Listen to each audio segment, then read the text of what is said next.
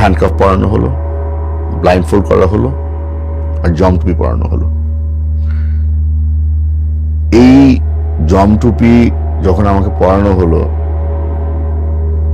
আমার মনে হয় না আমার লাইফে আর এই ধরনের সিচুয়েশন কোনো সময় হবে যে মনে হবে যে আমি আসলে আমি দোজকে পৌঁছে গিয়েছি। কারণ জমটুপি থেকে রক্তের গন্ধ আসছিল, ঘাম আর রক্ত, তো একটা মেটালিক একটা স্মেল থাকে। তো এই জিনিসটা প্রত্যেক দিন যতবার বাথরুমে যেতে হবে এই জিনিসটা আমার ফেস করতে হতো। যতবার আমাকে ইন্টারোগেশন নিয়ে যাওয়া হচ্ছিল, বলে তো আর নিয়ে যায় না।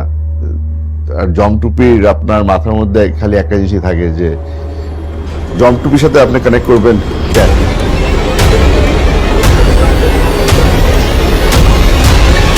আমার এখনো মনে আছে প্রায় 1.5 মাস হয়ে গিয়েছিল কেউ আমার সাথে কথা বলেনি। তখন মাথায় তো একদম মনে হতো যে আমি কি কিছু বলে ফেললাম, আমি কিছু করে ফেললাম যেটার জন্য আমাকে এখন শাস্তি দেওয়া হচ্ছে। আসলে শাস্তিটা ছিল টর্চার, এটা ছিল রেস্ট। আমার জন্য ওটা উল্টা হয়ে গিয়েছিল। আমার মনে করতাম যে টর্চার করলে মনে হয় আচ্ছা ঠিক আছে, কোনো না কোনো ধরনের মানুষের সাথে একটা ইন্টারাকশন তো হচ্ছে, ওই ইন্টারাকশনের অপেক্ষায় থাকতাম। আমার পায়ে আমার আব্বার কাবলি জুতা ছিল। এই যে লাইট বাল্ব যেটা অন থাকতো, 2 দিন 3 দিন হয়ে গেছে এই লাইট অফ হয় না, আমি এই জুতা দিয়ে ওই লাইটটা ভাঙতাম, অন্ধকার হয়ে যেত। ওই অন্ধকারের মধ্যে কিছু ঘুমাতে পারতাম। চোখ খুলে দেখতাম যে বাতি আবার চলে আসছে।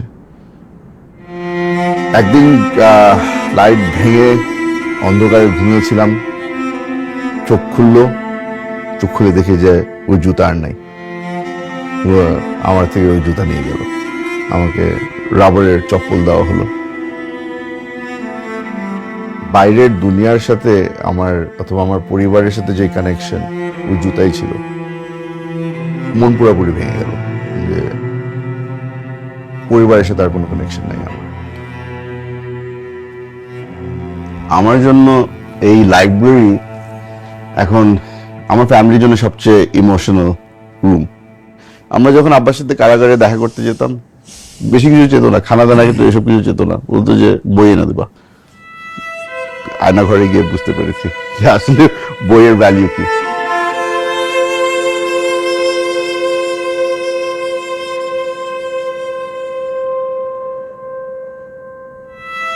কিছু জানতাম না, কিছু বুঝতাম না। হঠাৎ করে দেখি সেলের ভিতরে লোকজন ঢুকে চোখ বাঁধলো। আবার 3বার ব্লাইন্ডফোল্ড করা হলো, জমটুপি পরানো হলো, হ্যান্ডকাফ পরানো হলো। কিন্তু প্রথমবারের মতো দেখলাম যে কে জানি আমার পা নিয়ে টানাটানি করছে। আমার ওই রাবারের স্যান্ডেল খুলে ফেলা হলো আর আব্বার জুতা পরিয়ে দেওয়া হলো। তখন বুঝলাম যে আচ্ছা এখান থেকে বাইরে নিয়ে যাবে। গাড়িতে উঠানো হলো, আবার 2 সাইডে 2 লোক। তো একজন আবার কোমরের মধ্যে অস্ত্র ধরলো। সামনে যে লোক সে হাসাহাসি করছিল আর সে বলল যে কি ভয় লাগে? আমি প্রিপেয়ার ছিলাম, না ভয় লাগে না। কেন? মেরে ফেললে আব্বার সাথে দেখা হবে, ছেড়ে দিলে আম্মার সাথে দেখা হবে, কেউ না কেউ অপেক্ষায় আছে। তো সে আবার হাসলো, হেসে পিছনের লোকে বলছে স্যার বলছিলাম না টাইগার টাইগার।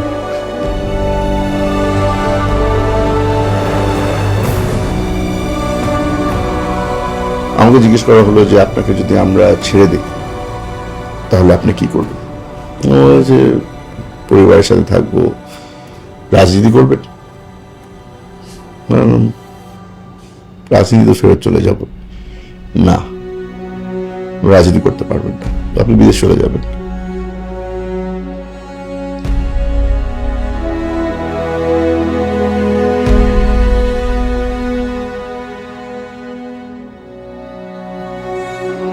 ট্রমা কেমনে করে একটা মানুষকে দুর্বল করে ফেলে, কেমনে একটা মানুষকে ভেঙে ফেলে, ওটা আগে বুঝতাম না, এখন বুঝি।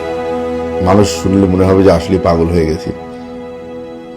গোসল করা আমার জন্য একটা বড় ট্রমাটিক জিনিস, কারণ ওই ওই সেন্সেশন যে মাথার উপরে টপ টপ পানি পড়ছে, ওই জিনিসটা ফিল করলেই মনে হয় যে আমি আবার ফেরত আয়না করে চলে গেছি।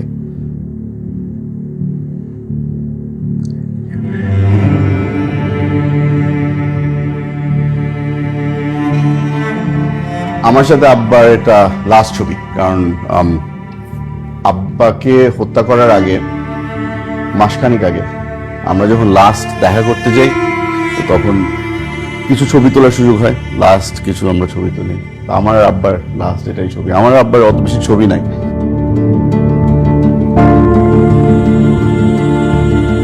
আমার ওয়াইফ, অনেকজন তাকে এসে জিজ্ঞেস করেছিল, আমার পরে পরে শুনতে পেলাম অনেকজন বলছে কিসের অপেক্ষায় আছো, তোকে তো মেরে ফেলছে। কিসের অপেক্ষায় আছো, 5 মাস হয়ে গেছে, তোকে তো মেরে ফেলছে। বাট এখন বিশ্বাস করি যে দুনিয়ার যে সোলমেট বলে একটা জিনিস আছে না, কারণ মন মানতো না, ও যে এখনো আছে, যতই বলুক না কেন, যেই বলুক না কেন এরকম মেরে ফেলছে, বলতো যে আছে আর আসবে। অপেক্ষা করেছে 7 মাস আমার জন্য।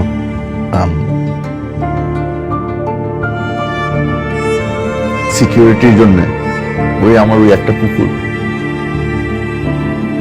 ও না থাকলে হয়তো আমি পাগল হয়ে যেতাম। যখন প্রথমবার বাসায় ঢুকি,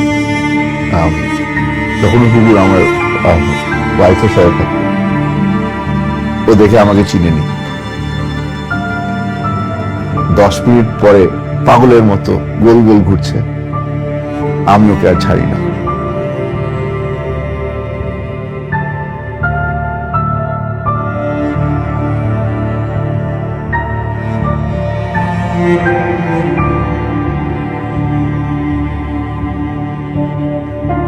ভয় লাগতো যখন দরজায় কোনো বেল বাজতো বা কেউ আসতো, ও সঙ্গে সঙ্গে দাঁড়িয়ে যেত, দরজার পাশে গিয়ে দাঁড়িয়ে থাকতো আমাকে গার্ড করার জন্য। আমার মানুষের উপর থেকে পুরোপুরি বিশ্বাস চলে গিয়েছিল। ওই যে এই পশু পাখিরাই ভালো, মানে ভালোবাসলে একদম মন থেকে ভালোবাসে, আর যদি পছন্দ না করে তো আগে থেকে বলে দেয় যে পছন্দ করি না।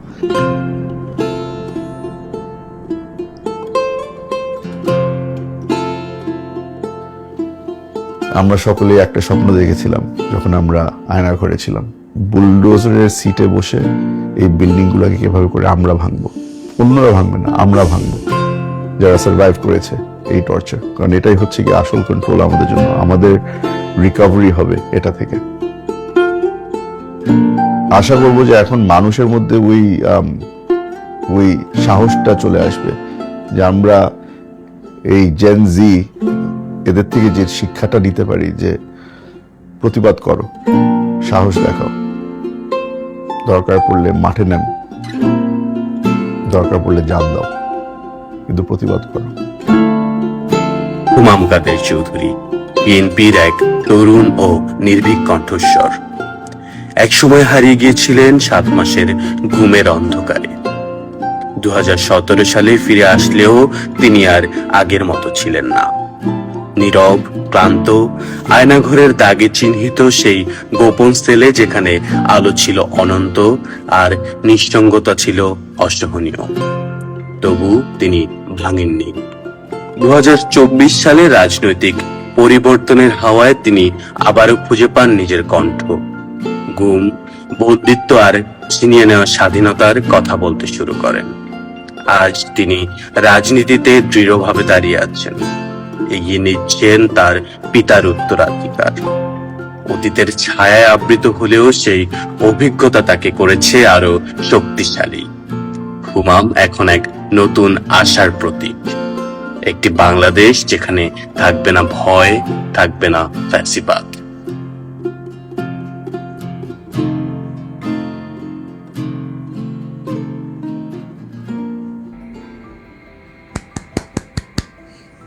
That's a good movie, indeed. The Ainaghar thing is brutal, it's inhuman. I cannot condemn more this enforced disappearance idea. The terrible thing is, some people in our society has operated this, what should I say, more than inhumanity.